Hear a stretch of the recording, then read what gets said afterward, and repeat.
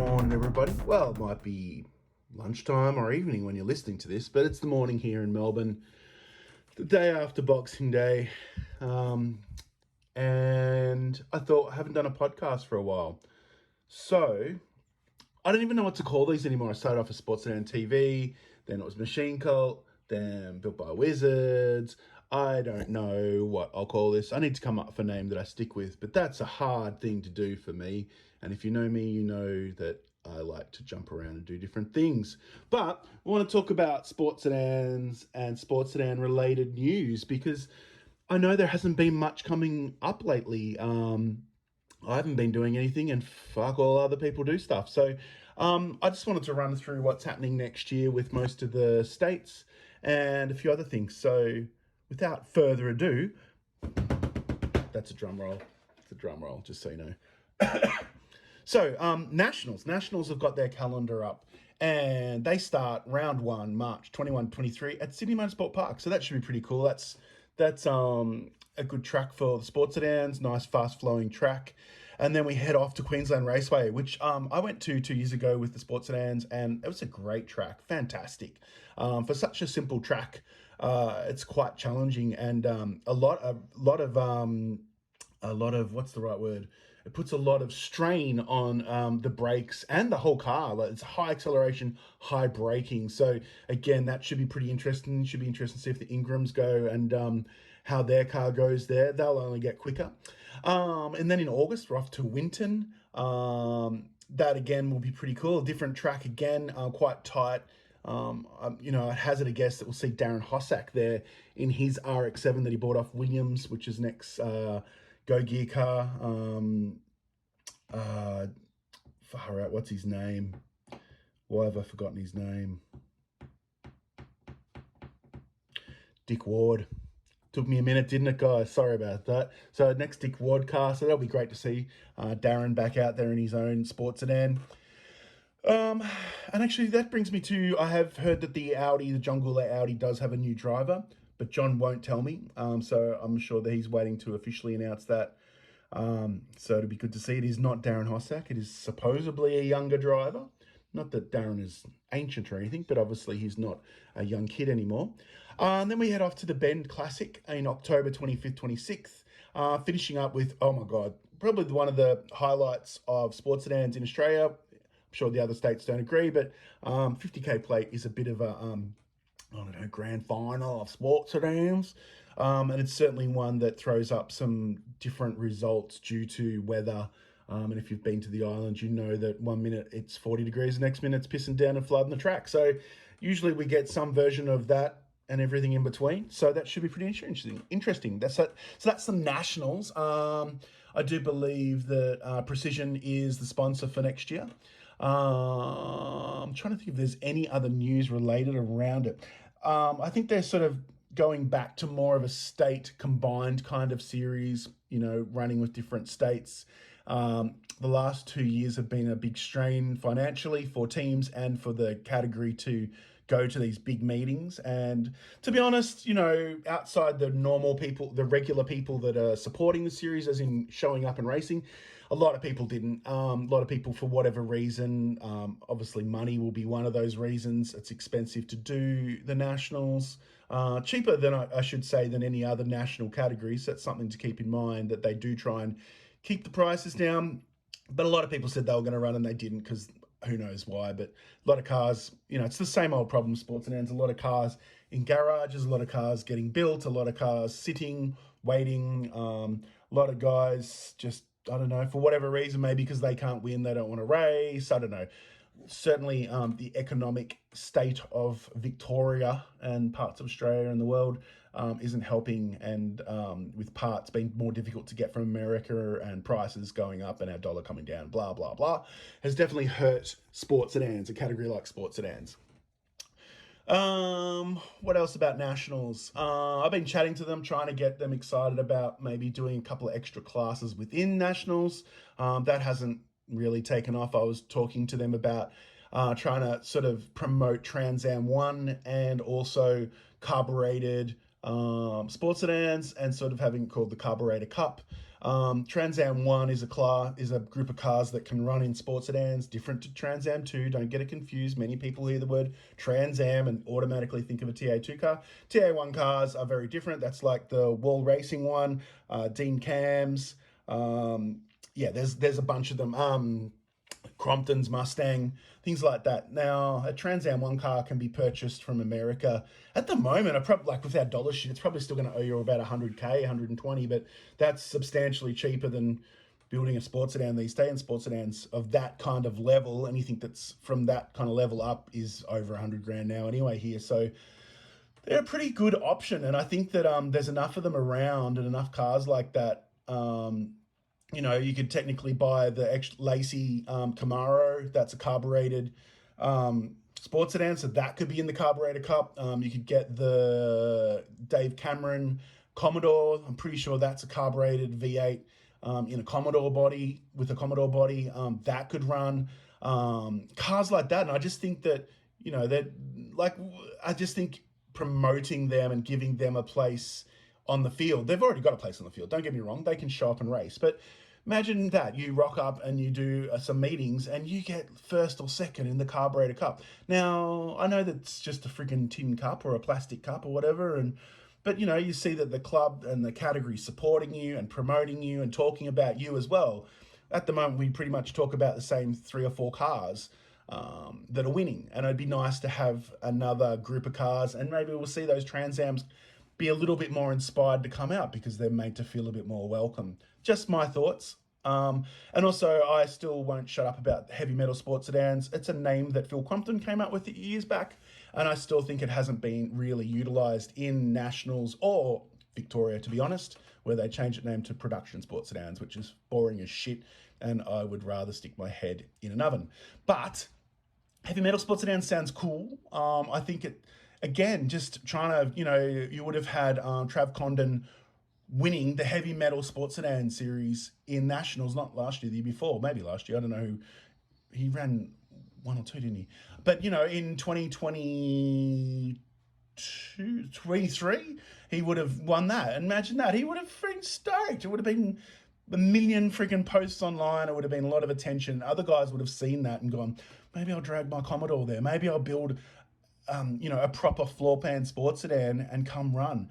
Like, hell, like there's those Skylines that are floor pan sports sedans. Imagine them. I just think it's another thing. Like, certainly outright sports sedans is what it's all about in Nationals, but I don't feel, and I honestly feel until you have 25 cars of the level of the top 3 or 4 cars, why not try and promote these other classes within the category? It's not new categories, it's just classes, and it's giving people more motivation to come and run. Maybe they won't, and my idea is shit, but I really think we need to do something like this for the next 2 to 3 years, make it a bit of a long-term goal, and work up on it. It's not going to probably instantly pay dividends, but I think it will create interest. And I think there's some other categories doing it better.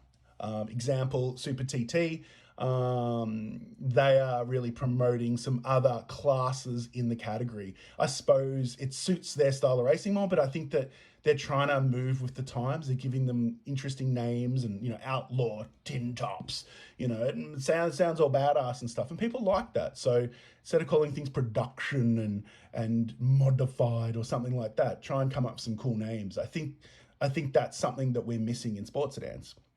So, now that part of the rant is finished, move on to Victoria, running Sandown, February, March, Calder, May, Winton, which I believe is combined with New South Wales, and then 2 Phillip Islands to finish the year, and the final one, of course, is the 50K plate, which will be with the Nationals, so that's pretty exciting.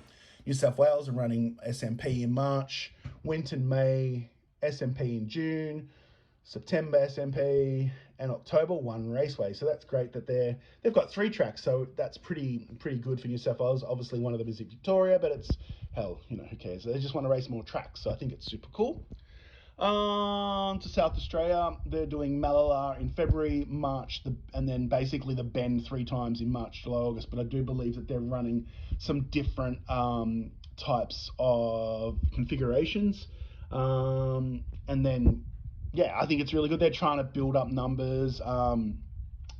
Miles and the crew there are putting a lot of time and effort into the competitors and just trying to create something exciting.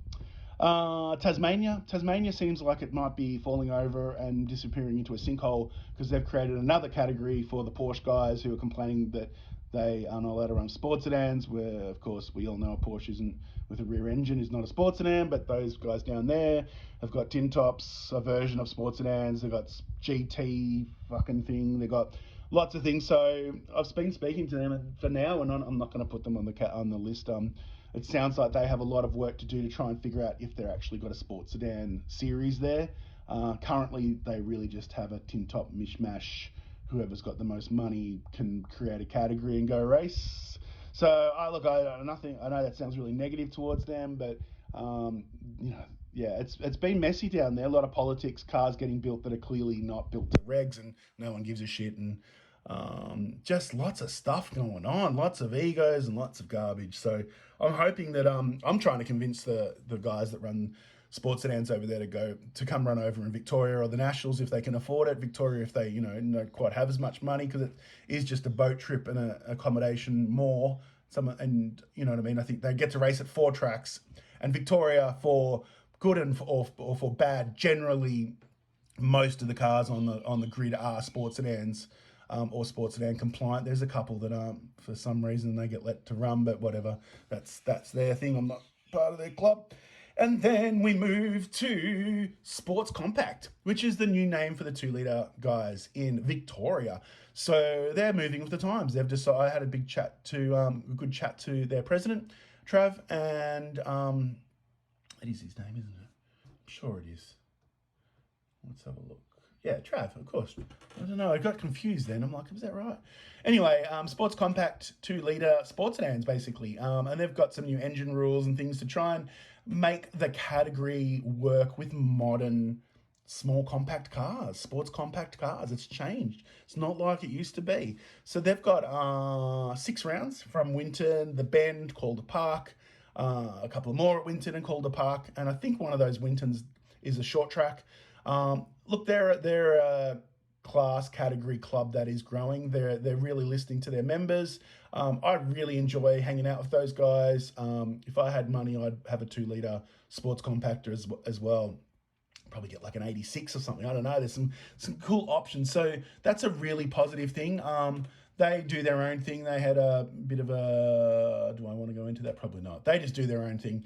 So that's fantastic. So Sports Compact is the new name, and that's why you'll see it mentioned and put on this group. As far as I'm concerned, it still fits in with sports sedans because that's what they are, but they're just giving it a slightly different name. And they will be adjusting their regs slightly different to the main 3D regs to suit those cars, which makes sense. They're not letting sports cars in. They're not letting open wheel cars in. They're not letting 8-litre cars in. So they're effectively still sticking to their original ethos. It's just been updated because this isn't 1980 anymore, or 1970, and things have changed. Talking about old things where things don't change as much, historic sports sedans, which is still going gangbusters. Some fantastic cars running in this series. I would love to run my Calibra, but it's too new, unfortunately. They are running a Maloa in April, Winton in August, QR in October, and SMP in November. I've got nothing negative to say about these boys, besides the fact they won't let me run my Calibra. But that's the point. They're fairly strict. Sports sedans have been allowed to run 18s, and they've allowed some updates to the historic sports sedans. Just I think for ease of getting tires and I don't know, probably for parts and stuff. They probably thought about it and gone, look, we feel that it still fits the ethos of a sports sedan, so that's why they're doing it. So yeah, historic sports sedans, if you've got something that's a bit older and you'd want to get out and have a run, they do try and promote non-contact racing. I have heard that's not always the case, but I think that is definitely their main aim, and I'm assuming they police that a bit more. So if you want to have some spirited racing or sprints, I think they call it spirited racing historic, don't they? But you know what I mean. You're not banging into each other because you're going to win a $5 trophy and your mum's going to give you a pat in the head. So historic sports sedans are great. Queensland sports sedans are stepping it up. Phil Crompton, I think, and team are pushing Queensland more and trying to build a solid field of sports sedans. They're running at Morgan Park and QR through the year, March, May, June, September, October. So they've got a good field of cars starting to grow there. I hazard a guess that they could, let's see how it goes, but they potentially might have, outside of nationals, the most space frame sports sedans running regularly. Let's see. Let's see which state can produce, some big bangers. Nothing against the other cars, by the way. I'm not having to go. Let's be honest, full-blown sports sedans are what we want to watch mainly. Not all of us can afford it, you know what I mean, to run one of those cars. So just be interesting to see and exciting. Western Australia, I don't have their dates yet. Actually, I need to contact them and just sort of see what's happening. They also struggle for fields. They get combined with other stuff. Both them and Tasmania seem to have a bit of politics and stuff going on. I think they've got some other, I can't remember what it's called. They've got some floor pan class that's some people have created outside of it, which really could have just stayed as sports sedans. But politics and ego, it happens, unfortunately. And hopefully those guys get on track. Obviously, Ryan Humphrey and the great Tony Ricciardello are both Western Australians, so we have a fair bit of pedigree from over there. It'd be great to see them get going stronger. Then we've got the E-Series, which has been very popular, and we're running, I'm not going to go through all those dates, but we're running the new Gen 3 supercars, which, to be honest, feel like old sports sedans to drive. They're a bit under-tired and under-aeroed, but have like 600 odd horsepower. Definitely feel they're exciting to drive. I know some people don't like sim racing and think it's not worthy, but there's some very good sports sedan guys that also do some sim racing. Darren Ossack, Jordan Caruso for example, and I think we would all agree that they've both been national champions and both probably quite well respected. Different eras of sports sedans, and they both do sim racing. So that winds that up. There is also looking into doing some sort of Trans Am / carbureted sports sedan class within